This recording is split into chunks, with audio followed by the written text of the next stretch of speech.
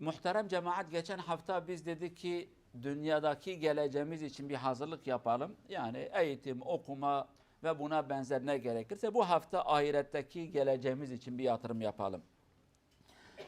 Bir ayet-i kerime geçen hafta okuduk. O hem dünya için geçerli hem ahiret için de geçerli.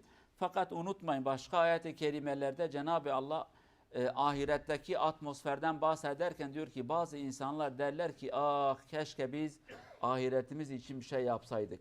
Çünkü dünyadaki makam, mevki, para, mal ve mülk hiçbir şey bizimle gelmedi. Hepsi orada kaldı. Biz şimdi ahirete geldik ve Allah Azze ve Celle diyor insanlar cehennemi görürken o zaman diyorlar ki ah biz ne yaptık? Geçmişte başlarına ne gelmişse, ne gitmişse, ne kadar uyarıları almışlarsa, mesela hepimiz eğer cumaya gidersek her cuma bir uyarı almışız fakat cumadan sonra unutur gideriz.